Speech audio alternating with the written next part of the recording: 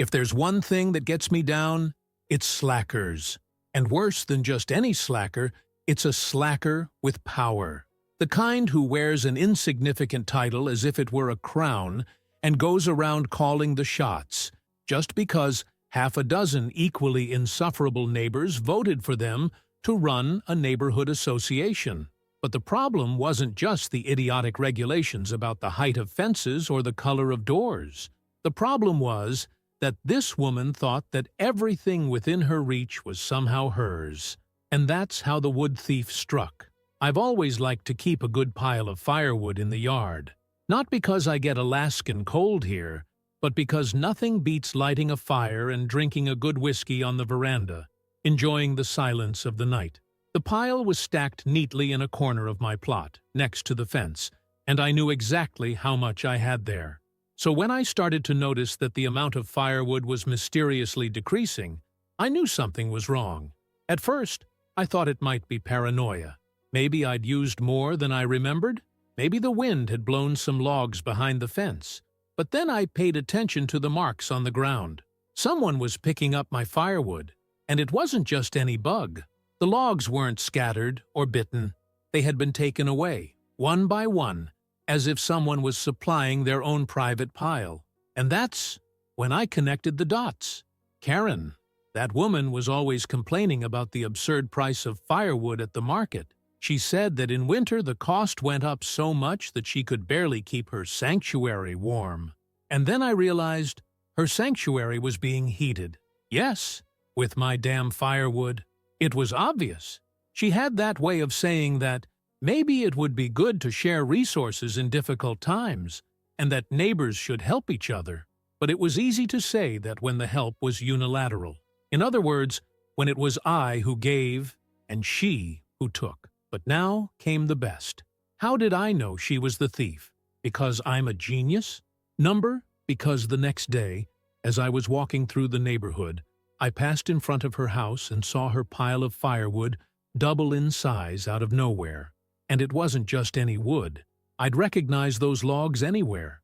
The texture, the cuts, even the way I stacked everything. It was my firewood. At that moment, I could have gone over there and confronted it. I could have called the police.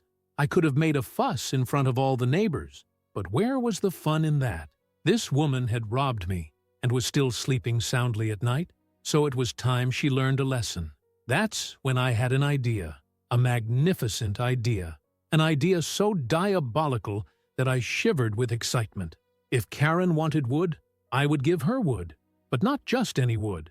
I went to a plant nursery and bought a lovely present for my dear neighbor, a whole colony of carnivorous ants, the kind that, when they find a warm and humid environment, throw a real party. I bought enough to ensure that when that thief lit her beautiful fireplace, a whole swarm of little avengers would take over her house. The next step was to make the change without arousing suspicion. I waited for night to fall, put a few logs full of my new friends on top of my pile, and went to sleep, looking forward to the show that was to come. And my friend, the show was unforgettable. I woke up that morning in an impeccable mood. I had my coffee with a smile on my face, feeling that slight euphoria of someone who knows that something wonderful is about to happen. And of course, that something wonderful was Karen's disgrace. I didn't have to wait long. It was a cold afternoon, perfect for lighting a fire. And I knew that the woman would waste no time in stealing some more of my wood to stock her shrine. As predicted, at around 5 in the afternoon, I heard a distinctive noise. The hollow sound of wood knocking against wood.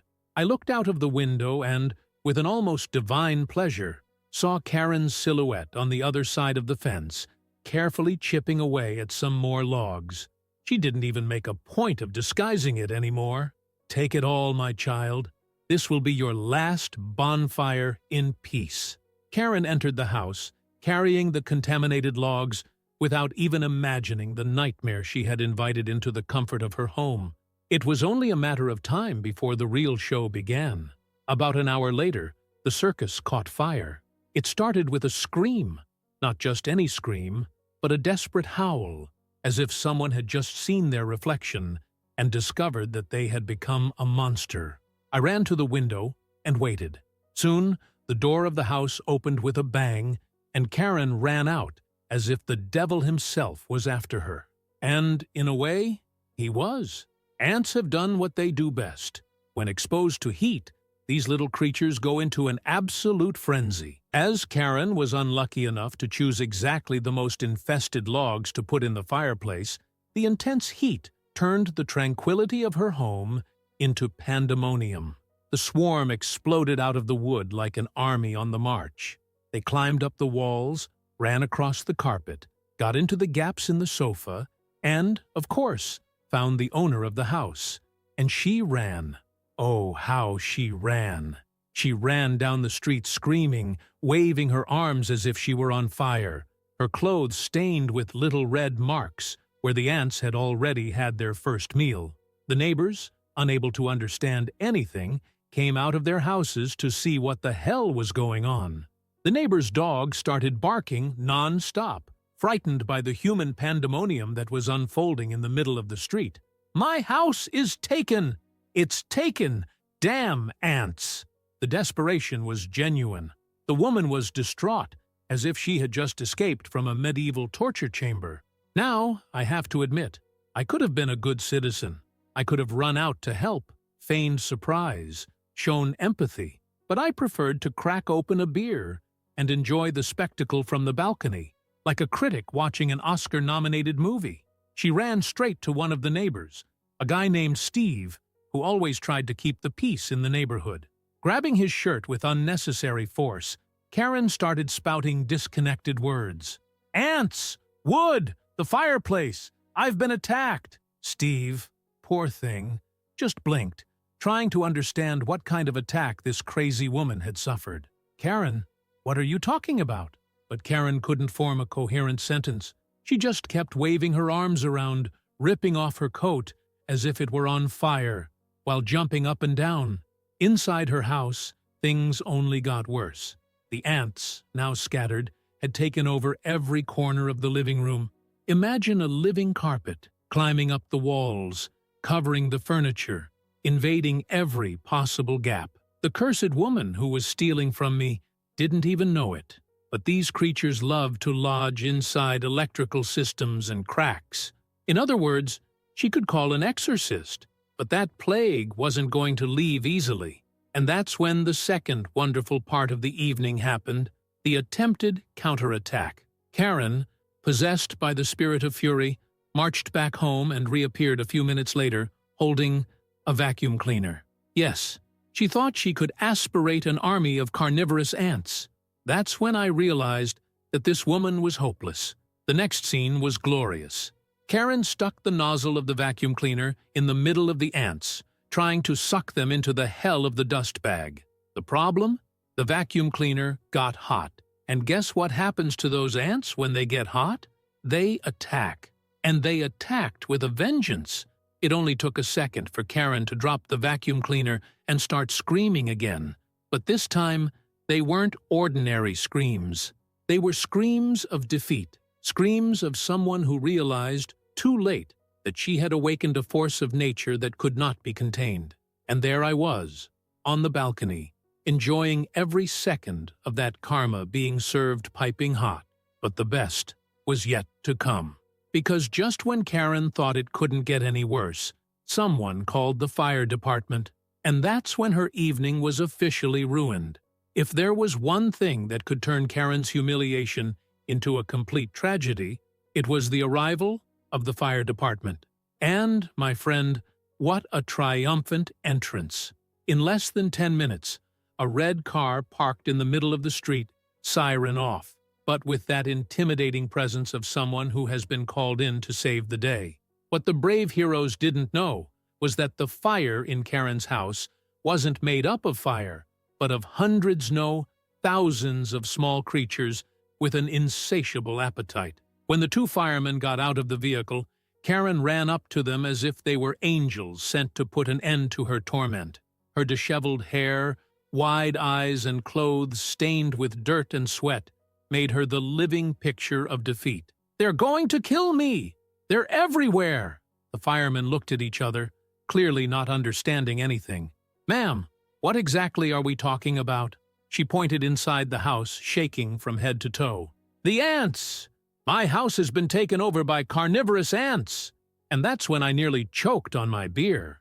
The tallest fireman, a guy in his 40s who looked like he'd seen every kind of disaster, narrowed his eyes as if trying to assess whether this was a prank or if there really was an emergency going on. "Ma'am, we've been called to a possible fire. Isn't there a fire in your house?" "Fire?" Karen shouted, almost in hysterics. "The fire was what I wanted. I wanted to light a fire. But now, my house has turned into one hell of an ant hill." The firemen exchanged a quick glance. One of them muttered something that sounded like, "I don't earn enough for this," and then, with no other choice, they entered the house to assess the scene. The first thing one of them did was open the door. He barely took a step inside and immediately turned away. What the fuck? Yes, dear reader, they saw it. They saw the demonic infestation in its full glory. The ground was practically alive, a black tide of tiny invaders taking over every corner. And the smell? Well, carnivorous ants don't just destroy wood and invade any space they can. They also give off a sour smell when threatened. Now imagine that smell multiplied by hundreds of thousands. The second fireman, who until then had seemed quite calm, simply backed away. "Yeah, that's not really our department. And me? And me?" I was on the balcony, trying to hold in my laughter. I couldn't laugh out loud, but my whole body was shaking from the effort. At this point, Karen was one step away from a nervous breakdown. "Do something!" The older fireman scratched his head. "Ma'am, we can try to isolate some areas, but you're going to need a pest control service. This is a professional-level infestation." "No! I can't sleep with this. They're chasing me. They're in my clothes.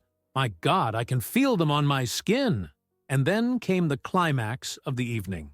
Karen, completely out of control, started taking off her own clothes right there in the middle of the street. Yes, the woman, in total desperation, ripped off her jacket, then pulled down her blouse, and before she could get to her bra, one of the firemen grabbed her shoulders and shouted, "Ma'am, for God's sake, stop it!" The whole neighborhood watched the horror show as if they were in an open-air cinema. Some children started laughing, while an elderly couple on the balcony next door covered their eyes in outrage. But Karen no longer cared about dignity. She wanted to exterminate every real or imaginary ant that might still be crawling all over her body. "They're everywhere! I can feel them crawling up my back! For the love of God, help me!" It was then that one of the firefighters decided that things had gone too far. He went back to his vehicle, grabbed a CO2 extinguisher, and, without asking, pointed it at Karen and pulled the trigger. Pfft! An icy cloud covered Karen from head to toe. She froze, her eyes wide, as she was enveloped in a pall of white smoke. Silence reigned for a few seconds. Then, finally, she took a deep breath and shouted, "What are you doing?" The fireman shrugged, cooling down the room. Do they hate the cold? If there was an award for humiliation of the year, Karen would have taken it easily. But her hell had only just begun. After a series of recommendations about evacuation, safety, and how an urgent fumigation was necessary, the fire department made it clear that her house was practically uninhabitable for at least a few days. This meant that Karen, the queen of the HOA, the woman who tormented the neighbors and acted like she owned everything, now had nowhere to stay. And this is where it got really funny. Because, as the unfortunate woman looked around, trying to find a charitable soul to offer her shelter, she noticed something curious. Nobody, absolutely nobody, offered to help her. The neighbors looked away, pretended to be busy, pretended they weren't even there. After all, who, after years of putting up with the HOA's absurd rules and abuses, would want to host this bastard? Reality hit her like a brick. Karen, for the first time, was completely alone. She looked around, took a deep breath, and finally realized what she had done. And I, from my seat on the balcony, just raised my beer in a silent toast. Karma is a beautiful thing. If there was one thing I knew, it was that Karen wasn't going to let it go. Her pride was wounded. The whole neighborhood had witnessed the public humiliation. And, to top it off, her house was still overrun by ants. She couldn't just swallow her defeat and get on with her life. That woman would want revenge. And indeed, it didn't take long. 2 days after the ant show, I received a notice from the HOA, an infraction. In fact, several infractions. According to the official letter, my woodpile was disorganized and violated the community's landscaping standards. In addition, my fence was worn and in need of immediate repair. And to top it all off, I was informed that my property had been reported for suspicious activity.